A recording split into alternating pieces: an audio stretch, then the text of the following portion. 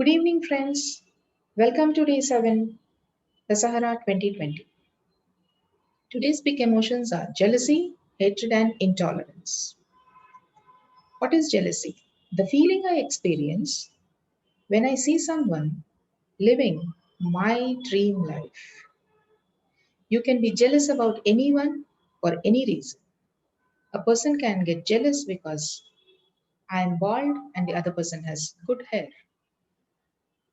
A person can feel jealous because my children are doing better than them. My neighbor can be jealous because my servant is regular. Or I bought a car.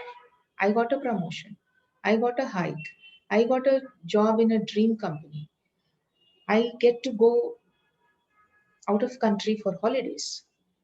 Or I can smile. I can be happy all the time.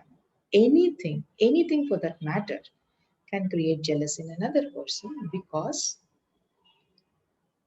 they are not able to do that which they value and that you are able to do. Like, right? So, it is something that each one of us have to reflect upon. Okay, if somebody bought a car, which I always liked to own, why did I not buy one? Maybe I don't use car at all. It's a fantasy for me to have a car, but I don't use the car. I don't really have that kind of requirement, or I don't have sufficient funds, or it is not my priority at all. So set your priorities, set your targets, set your goals according to your needs, and don't get bogged down by somebody else who has a very different set of goals and they are working towards it. Your priorities are different, the other person's priorities are different. When you are jealous, you are spoiling your health, you're spoiling your emotions, you're spoiling your mental peace. So get aware of it and get out of it. The second emotion is hatred. People don't behave or have the same set of values as I have. Example here is I am a very straightforward person. This is what I identify myself with. I am truthful, I am genuine, and I am open is my values. Being diplomatic, if somebody gives a very diplomatic answer, then I feel, oh, this person is trying to manipulate. He's neither this way or that way. He's on the wall. He doesn't want to commit. Oh, he's very cautious. So I cannot trust him. It is just the other person has a different style of communication than mine. The other person has a different set of values for communication or understanding a situation than mine. My style suits me, his style or her style suits them. We judge others from the opinions I form and what I think is good or bad, or what I think is right or wrong. What, what works for them doesn't work for me. It's very simple. Don't try to fit people into your frame of understanding of life. Everybody cannot be fit into your frame of understanding. Let them be. Your box of understanding is different from their box of understanding. Let them be. So there is no hatred, there is no irritation, no BP, no migraines. Right? Okay. Now let's move on to the third, intolerance. Each of us have different sets of beliefs. Like if I believe that a cat crosses my path, I will not go forward. I will come back home. Or if I sneeze when I am going out, I will not go out.